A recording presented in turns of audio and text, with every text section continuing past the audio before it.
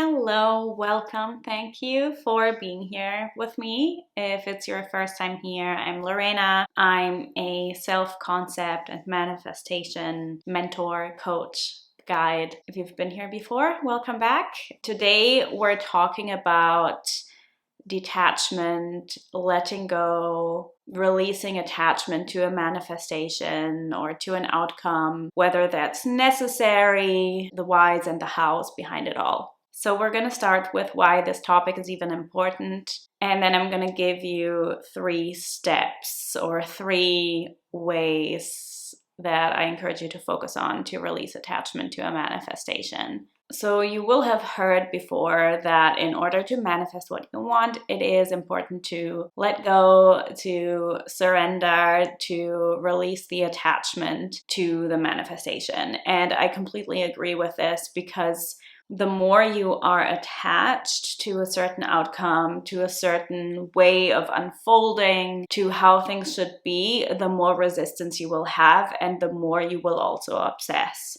So attachment very, very often leads to obsession. And if you've ever been in a place of obsession, or if you have experienced or observed people who are hyper-focused on something, super obsessed with something, it can create a lot of anxiety, a lot of frustration. And if you don't loosen the grip, what happens is that you're not in a state of abundance, excitement for the manifestation. You're not in a state of naturalness. You're in a state of fear. You're in a state of what if it doesn't happen? Ironically, the more you need a manifestation to come in, the more you're actually keeping it away. If you need something to prove something to yourself, if you need something because you think it's going to make you feel a certain way, you're number one, keeping the manifestation away because you're not allowing the space to actually receive it. And number two, even if it were to come in, it's likely not going to fulfill you because the feeling that you're aiming to get through the manifestation needs to come before the manifestation shows up. So you're not going to feel different before the manifestation comes in versus after the manifestation comes in. Often people think that when they get a certain thing or person or experience, they will feel a certain way. And that might be a very unconscious process that they aren't maybe even consciously aware of the fact that they are trying to get a certain feeling. But this unconscious process creates a need for whatever the outcome is because unconsciously you believe you're not going to be happy without it, or you're not going to be fulfilled without it, or you're not going to feel a certain way without it, when really the feeling always comes first. And then also, the more you resist anything, the more it persists. What you resist persists. So if you resist your current circumstances, if you resist the fact that the manifestation isn't here yet, if you resist what you're experiencing, if you resist your thoughts, your emotions, anything that arises, it's gonna be more present because you're extending all this energy to push it away, to make it go away, rather than just lifting your focus off and putting it elsewhere. It's that famous example of when somebody tells you, don't think of a pink elephant, what do you think of? You think of a pink elephant. So if you focus on something not being here, you're actually like giving that all your energy. And thereby you're keeping it away. You're keeping yourself in the state of it not being here. So resistance keeps your manifestation away, and attachment creates resistance to what is.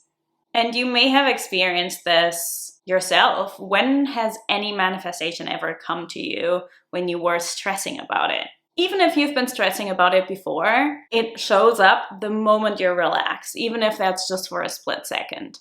So if you're attached or obsessive, you're automatically likely in a state of, I don't have this. And if you're attached, obsessive, or needing something to happen, if you're in a state of, I need this, consciously or unconsciously, you're also giving your power away. You're putting the manifestation on a pedestal. You're giving your power to outside circumstances over your own state. You're not in power of your own state. And when that's the case, then you're in a state of waiting. Then you're sitting there hoping for things to change, waiting for things to come in to make you feel a certain way, rather than taking charge of your state, rather than taking your power back.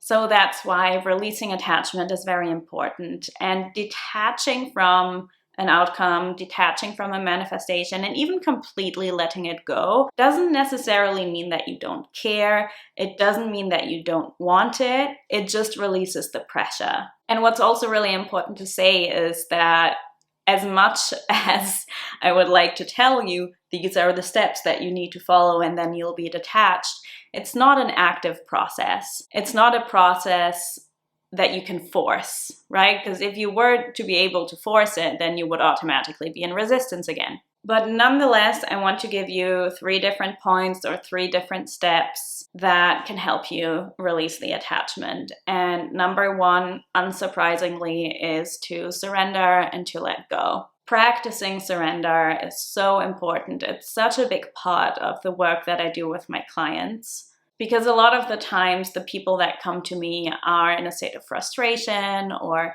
anxiety or waiting, or they have been going back and forth for a long time and they're just fed up with their manifestation not being here and they just want support. So the biggest thing that they often need to learn, and it's a big part of the process that I guide them through, is to surrender. And surrendering happens through the body. It doesn't happen through the mind. I say this very often. And it's such a beautiful thing. It may feel like you're giving your power away when you choose to let go or when you choose to surrender, but it's actually a very empowering process, because what happens is you just completely relax. And it's always so beautiful when I work with people to see that at some point they just feel this relief, they just exhale, they just relax, and that's exactly the moment when things start shifting for them. Their perception shifts, their state shifts, their reality shifts, manifestations come through that they weren't even waiting for anymore.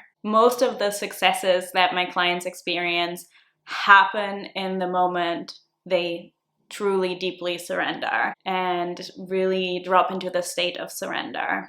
Most of the shifts happen through the process of surrender. So I do have quite a specific process that I guide people through for that. But to just give you one tip with how you can surrender more, is just to get out of your mind. Get out of your mind. This is where the resistance happens.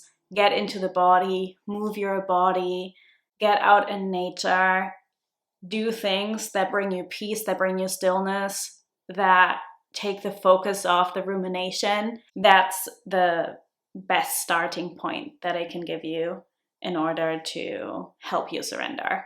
Tip number 2 is to change your relationship to the desire. So it's not the desire itself that's the problem. It's not a problem that you want something. The problem is when you need it, when you feel like you can't be without it, when you're waiting for it. But just the presence of the desire is not an issue. It's actually quite beautiful. So allow yourself to want it and to even feel grateful for it, because it's a gift. It's a gift that's been given to you, and enjoy that gift. Enjoy that it's there. Enjoy that you want it. All that longing, all that yearning, you can channel that into excitement for it. You can channel that into passion. It doesn't have to come with this tension and resistance and I'm not happy if it's not here. So if you don't have full conviction yet, or you can't really believe that it's possible yet, just enjoy the presence of the desire rather than trying to be somewhere where you're not, or trying to force it into being, because forcing it won't work.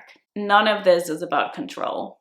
And number 3 is easier said than done, but it's enjoy the journey more than the outcome. And me saying this in itself might lead to some resistance for some people here, because, you want to keep the focus on the outcome. You do this because you have a certain goal, you have a certain objective in mind. And even certain teachers like Neville Goddard say, focus on the end result, live from the end. But that's, him saying that is all about embodiment. It's all about being in a certain state and living from that certain state. It's not about waiting for anything to happen. It's not about looking out there and being so hyper-focused on a certain outcome. So if you're not in this state, if you're finding it difficult to drop into the state, to embody the state, or to remain in the state, right? Maybe you can drop into it, but you go back and forth. Prioritize the journey over the destination. Stop trying to control the journey. Instead of trying to force yourself to be somewhere else, just observe your journey as if it wasn't even your life. Just zooming out a little bit and looking at what's happening and observing it like a movie, like you're watching somebody else's life unfold without judgment. Let go of the control, because think about when you watch a movie. When have you ever watched a movie where everything was rainbows and unicorns all the time?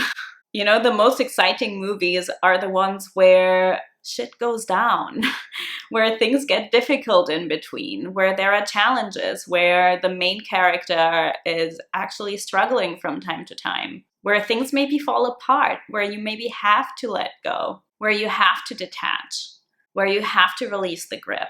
A good movie isn't just everything's going well from start to finish. That would be very boring to watch. So see your life, see your unfolding as a movie, enjoy the journey and not just the destination. Most of the time, most of the unfolding will be in the journey. It won't be in the destination. When the destination's here, it's going to be like, oh, okay, what's next? So you got this. I am here for you. I hope this helped you. Please leave me a comment and let me know what your last manifestation was that came through, so I can celebrate you, because I would love to see. And if you like this, please subscribe to my channel. It means the absolute world to me. You can also share this video with a friend or on your social media. The more people get to see this, the better. So that means a lot to me also. And feel free to connect with me on Instagram. My DMs over there are always open. And if you're interested in diving deeper, my signature coaching program, Recreate Yourself, is now open for application. So you can find information for that in the description box below. This is a very high touch, intimate coaching container that is purely application based. So if you want to be considered, if you want the chance to work with me, this is where you need to go. Recreate Yourself is for you if you want to radically change your self-concept and absolutely transform your life and wake up feeling amazing every day. If you have any questions, either about Recreate Yourself or about anything I mentioned in this video, leave me a comment below, or as I said, connect with me on Instagram, and then I will see you next time. I wish you a beautiful, beautiful day, and I wish you that you receive all your manifestations.